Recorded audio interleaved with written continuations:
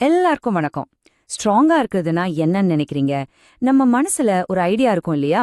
ஆனா நம்ம பலம்னு நினைக்கிற ஒரு விஷயம் சில சமயம் நம்மளோட பெரிய பலவீனமா கூட இருக்கலாம்னு சொன்னா நம்புவீங்களா? வாங்க இன்னைக்கு இத பத்தி கொஞ்சம் ஆழமா பார்க்கலாம். கொஞ்சம் யோசிச்சு பாருங்கல்ல. ஒரு பெரிய புயல் அடிக்குதுன்னு வச்சுக்கோங்க. பெரிய பெரிய கம்பீரமா நிக்கிற மரமெல்லாம் உடைஞ்சு சாஞ்சிடுது. ஆனா அதே இடத்துல இருக்கிற சின்ன புல் மட்டும் தப்பிச்சு நிக்கும். இத நீங்க என்னைக்காவது யோசிச்சிருக்கீங்களா? ஒருவேளை பலம்னா என்னங்கறத பத்தி நாம வச்சிருக்கிற ஐடியாவே தப்பா இருக்குமோ?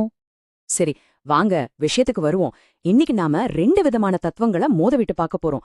ஒன்னு பாறை மாதிரி அசைக்க முடியாம உறுதியா இருக்கிறது. இன்னொன்னு தண்ணி மாதிரி சூழ்நிலைக்கேத்த மாதிரி வளைஞ்சு நெளிஞ்சு போறது. இதுல எதுங்க உண்மையான பலம்? வாங்க சென்று கண்டுபிடிப்போம். இந்த தத்துவங்களை புரிஞ்சுக்க நம்ம கிட்ட 2 கேரக்டர்ஸ் இருக்காங்க.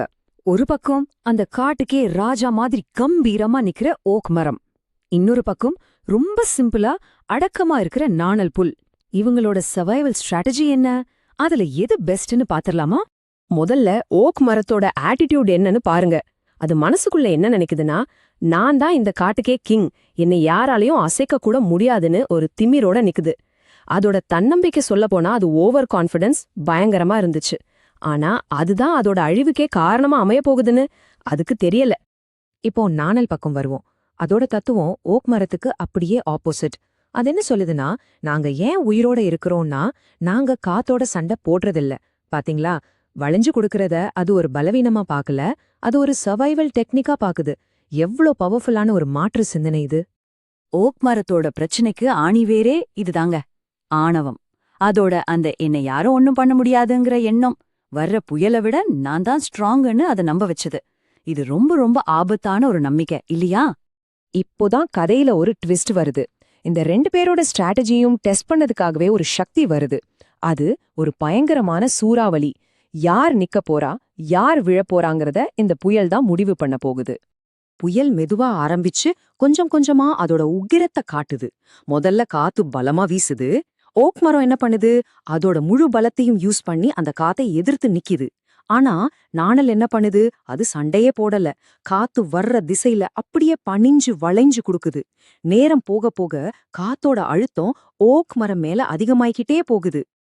இப்போ நாம கதையோட கிளைமேக்ஸ்க்கு வந்துட்டோம். ஓக் மரத்தோட ஸ்ட்ராட்டஜிக்கு இதுதான் ஃபைனல் டெஸ்ட். அதோட அத அசைக்க முடியாத பலம் வரப்போற பெரிய ஆபத்துல இருந்து அதை காப்பாத்துமா? அப்ப திடீர்னு ஒரு பெரிய சத்தம் கேக்குது. ஓக் மரம் உடைஞ்சிடுச்சு. அதோட இறுக்கமான தன்மையே அதுக்கு எமனா மாறிடுச்சு.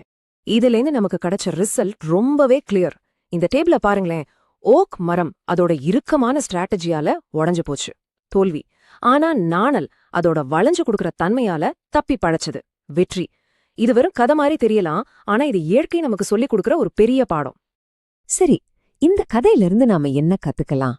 இந்த பாடத்தை நம்மளோட நிஜ வாழ்க்கையில எப்படி பயன்படுத்தலாம்? வாங்க இத பத்தி இன்னும் கொஞ்சம் டீப்பா யோசிப்போம்.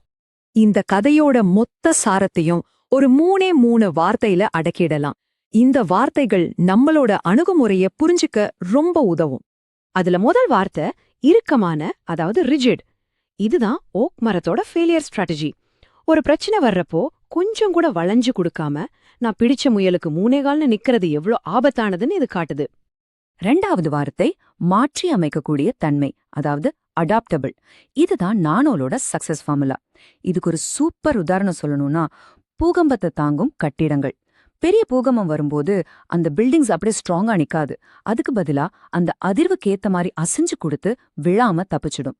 அதே மாதிரிதான் நாமளும் வாழ்க்கையில வர மாற்றங்களுக்கு ஏத்த மாதிரி நம்மள சரி செஞ்சுக்கணும். கடைசியா 3வது வார்த்தை மீள்தன்மை, அதாவது ரெசிலியன்ஸ். அடாப்டபிளா இருக்கிறதோட ஃபைனல் ரிசல்ட் இதுதாங்க. புயல் ஓஞ்சதும் அந்த நாணல் மறுபடியும் நேரா நிமிந்து நிக்கும் பாத்தீங்களா? அந்த திறந்தா இது. ஒன்னு ஞாபகம் வச்சுக்கோங்க, வாழ்க்கையில விழுறது தப்பே இல்ல, ஆனா விழுந்த இடத்துல இருந்து எவ்ளோ சீக்கிரம் எழுந்து நிக்கிறோங்கிறது தான் உண்மையான பலம். அப்போ நண்பர்களே, கடைசியா உங்ககிட்ட ஒரு கேள்வி. உங்க வாழ்க்கையில அடுத்த புயல் வரும்போது அது ஒருவேளை வேலையில ஒரு பிரச்சனையா இருக்கலாம், இல்லனா உறவுகள்ல ஒரு சிக்கலா இருக்கலாம். நீங்க யார் மாதிரி இருக்க போறீங்க? ஓக் மரம் மாதிரி உறுதியா நின்னு உடைஞ்சு போக போறீங்களா, இல்ல நாணல் மாதிரி வளைஞ்சு கொடுத்து தப்பிச்சு மறுபடியும் நிமிர்ந்து நிக்க போறீங்களா? முடிவு உங்க கையில தான். யோசிச்சு பாருங்க.